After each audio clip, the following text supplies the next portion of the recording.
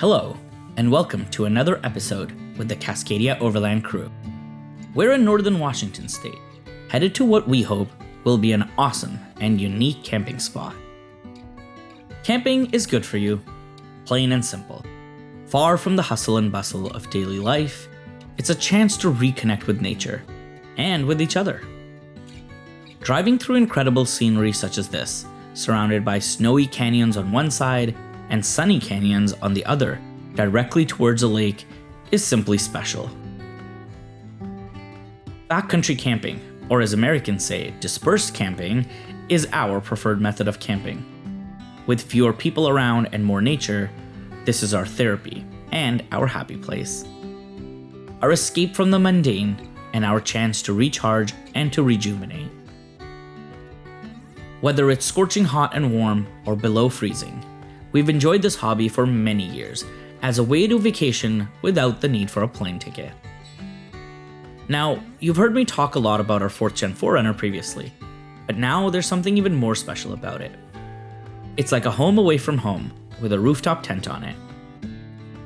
We've slept inside the vehicle before, beside it on the ground tent, but never on top of it.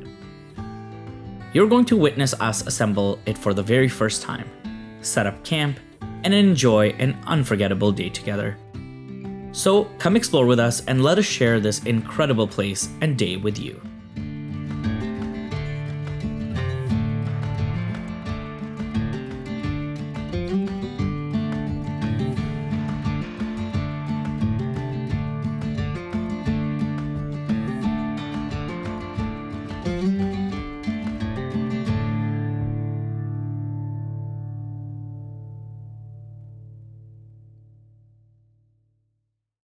So in finding a place to camp, we had to go through this really muddy track. And I was like, okay, I'm gonna go really slow because I don't want to dig in.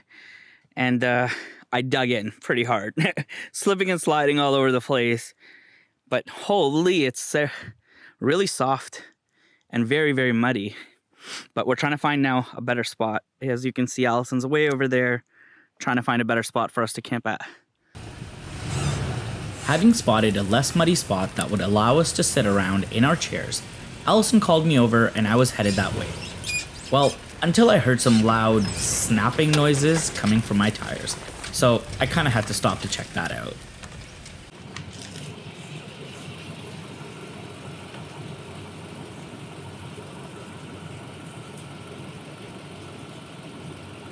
There's a similar one on the other side, actually. Some similar stuff on the other side. This is so gross. Like, look at this. Look at that. It's like caked in there. It's disgusting. Okay, the mud wasn't really that bad in terms of driving on it, especially with some bigger tires that have more aggressive tread. We have 285 70/17 Goodyear Duratracs, which are all-terrain tires with deep treads. Mud terrain tires would be even better since they have tread patterns designed to expunge mud and rocks between the tires and provide more grip. Now, of course, setting up camp is a whole other story. The vehicle needs to be somewhat level for us to use the tent, and we want to be able to walk around without getting absolutely filthy. Okay, here we are. This is an incredible place. The canyon behind me is absolutely massive. There's snow. So like, if you look that way, there's absolutely no snow because the sun is shining directly at it. But you can actually see where the sun doesn't shine. There's tons of snow on the canyon walls and everything. But this is a really cool spot. I mean, it's muddy. There's still a little bit of snow on the ground and the ground is wet. Also, we have a rooftop tent now, which is awesome. We're very excited about that. But there's a little bit of an adjustment because finding level ground is important, and we had to find some level ground even with the mud and all. We also need to make sure we can pull the ladder out where it's not super soft and muddy. So that was a little bit of a trick to find that. But I'm just thinking that if we were in a ground tent, this would not be an ideal place to camp because there's no place to set up a ground tent at all. It's muddy, it's rocky. So the timing for this and the location for this is absolutely perfect. We're very excited to use it. So you're gonna see us for the very first time set up a rooftop tent. So Mike and Jess told us how to use it. They showed us a little bit, but at the same time, this is still our first time, so it might take us a little while. But yeah, we're gonna get started on doing that, and then we'll get our chairs out, we'll start a fire, and then we're hungry, so we're gonna eat. Ladies and gentlemen, Ansel and Allison's first time putting up the rooftop tent. Now, here's a problem. I'm supposed to climb those wheels and those tires, I mean, and they are really, really muddy and slippery. So if you see me slip and fall, please don't laugh. If you don't laugh if he trips and falls, shame on you. Shame on you. I will definitely be laughing. Another issue is that we're both short. We're both about 5'6", so can't really reach high.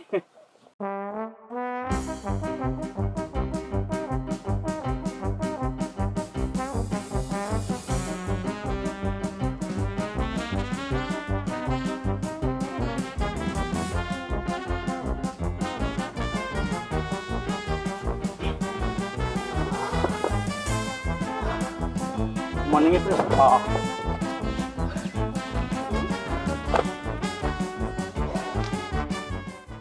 Putting up the rooftop tent by myself for the very first time was surprisingly easy. I know hard shells go up even quicker, but this only took me a few minutes, and I'm sure that with a little bit of practice, we both will become even faster at it.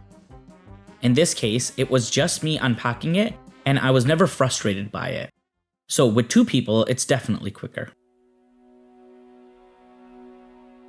Now that the tent was set up, let me show you where we're camping. The backdrop is of course of this large canyon wall. In front of us was the calm and cool lake. This is our type of camping. There's no campsite next to us, and no human in sight for miles in any direction. We had found ourselves in what felt like our own little paradise. The weather was a little bit on the cooler side, but hey, that's all part of the fun. This area and the canyons in northern Washington state are part of the Columbia River Plateau, and this area has underlying granite bedrock, formed deep in the Earth's crust some 40 to 60 million years ago. From about 10 to 18 million years ago, a series of volcanic eruptions from the Grand Road Rift began to fill the inland sea with lava, and in some areas, the volcanic blast is 6,600 feet, or 2 kilometers thick.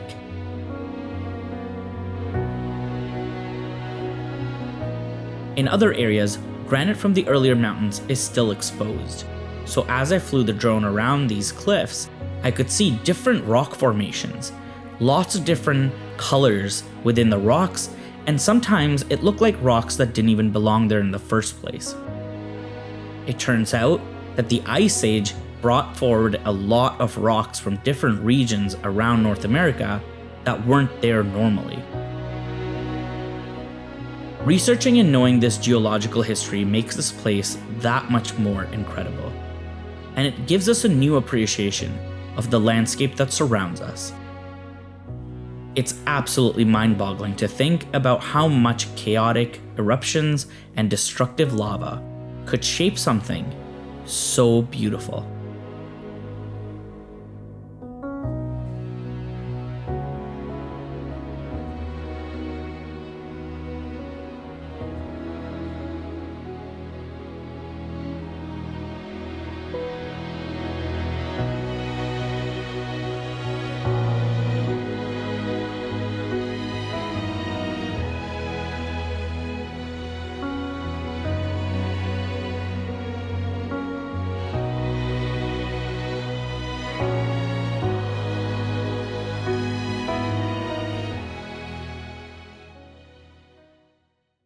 Yes, hello.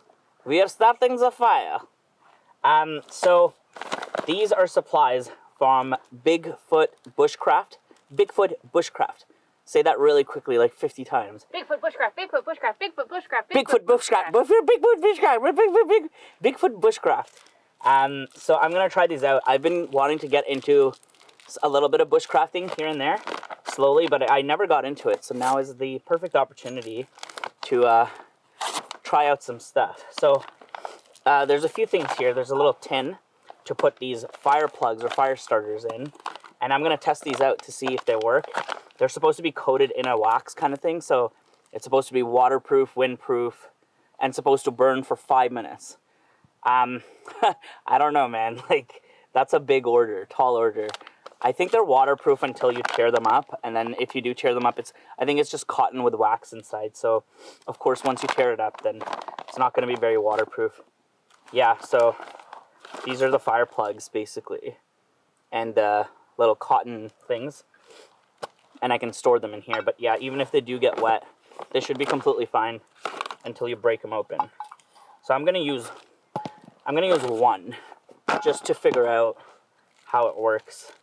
I also have this ferro rod. Full disclosure, I've never used one before, so you're about to see me struggle for the first time. So you're supposed to break these open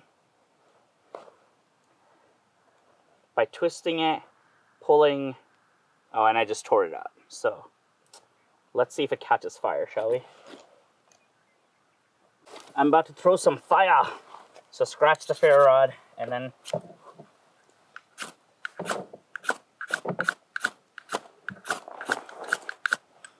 oh, that caught fire. Look at that. You can see that there's sun behind me, but the sun has actually set behind the canyon, which means as soon as the sun sets, it gets pretty freaking cold. And there's still snow around, so I think -3, -4 degrees Celsius is what we're expecting tonight.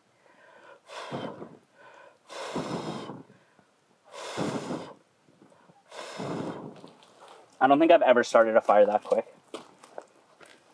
Eh? I left this fire unattended for like 1 minute, and it's like going. There we go. So, folks, here we are in a absolutely beautiful, beautiful place. Stunning. Stunning, beautiful place. I just like how different it is than, again, all the other places we've been. It's just unique. Wow. I mean, we went to the canyons, so there's a whole season about that. But these are different. Like, you're next to this lake, like literally right there. So we're sitting here where the camera is. 2 meters behind that is the water. Yeah. So if the water rises a little, camera's going in there. Very unique, very beautiful. We're all set up. Got the fire going. Got the tent set up, which took very little time. Got a couple new chairs, which is really nice. It's just the two of us, if you haven't noticed. Our friends are all doing different things and they're busy. And it's a really good time for us to get out with each other and enjoy each other's company.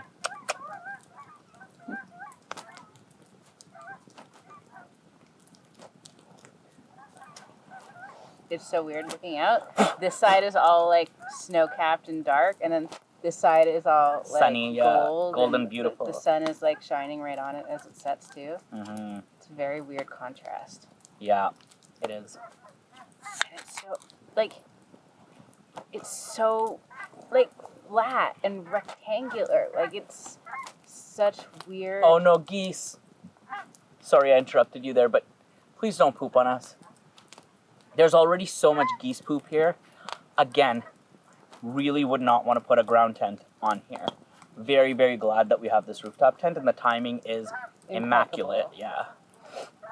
Oh, yeah. Dante, come say hi to Drake. Come say hi to Drake. There he is. Hi, Drake. Just wanted to say hi from Dante. Dante, you want to say hi to Drake? Okay, here. Speak. Speak. Good. See? He says hi. Sit. Give me your paw. Oh, it's muddy. I don't want it, bud. Here you go. Sit. Aw, close. Okay, so supper. We can have corn. Corn? Okay. Corn on the cob? Corn on the cob. Okay. Or I have 2 kinds of instant noodles. Whoa, 2 kinds of instant noodles? I have pad thai instant noodles. And I have the kimchi noodles. I also have like eggs and hot dogs. We could like ramen style this if we really wanted to. Ooh, elevated, eh? I know. Otherwise, I also have can of chickpeas and some naan, and we can make some chana masala. As I said, there's also hot dogs, corn. So, what you feeling? I like the sound of corn for sure. Okay. And I want something warm, so maybe the soup in the kimchi noodles would be really nice. Fair enough. So, that sounds really good to me. The stoves are on. By the way, if anybody needs a recommendation for a camp stove, this Campfire or Camp Chef Everest is like the bomb. It's the best stove ever. And this is not like a sponsored message or anything. I've been using it after doing a lot of research, and it's the best. Right, Allison? Yeah, we love it. It's been really good. It's really like thin and compact too, so. Yeah, it's very thin. You cold yet? A little bit, but I know now I'm standing in front of the stove, so I can do this. Yeah. One of the disadvantages of this place right now is the lack of wood that we can use. So we brought a little bit of wood in, and that's pretty much all we've got. So I bundled up, as you can see. I got my hoodie on, I got a jacket on, I got earmuffs on.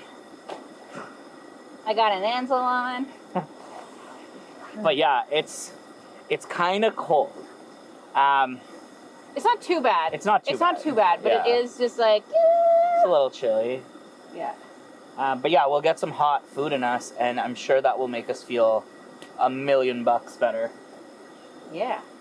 It'll be an early night. The problem with an early night is that it just means like longer you have to spend it cold in the tent. That's true. But we don't really have a choice, because once we run out of fire, we run out of fire. If you're hanging out with your friends and you're partying, then you stay warm for longer because you got warmth in you, if you know what I mean. Now that is a big brain thinking move right there, is to make yourself warm using some warm liquid. Now, I'm not talking about soup. I'm not talking about tea. I'm talking about the good stuff. Do we have any good stuff? We do not have any good stuff. We don't have whiskey? No. We don't have scotch? No. We don't have brandy? No. What? What are we gonna do? So, got some corn on the cob going. It's been boiled, and now I'm just putting it on the fire to kind of give it that extra oomph, because the fire really like makes that oomph in the corn on the cob. Then it's gonna have some butter on it, and that's it. Then we're gonna eat. Damn, homie. Mm-hmm. So this is elevated as hell. There's egg in there. There's some sausage in there. There's noodles. There's soup. This is dope. This is a great dinner. Allison, Dante, and I had an awesome day camping and just hanging out. I hope you enjoyed this journey with us, and we hope that you join us for the next episode. We'll be headed back into Canada.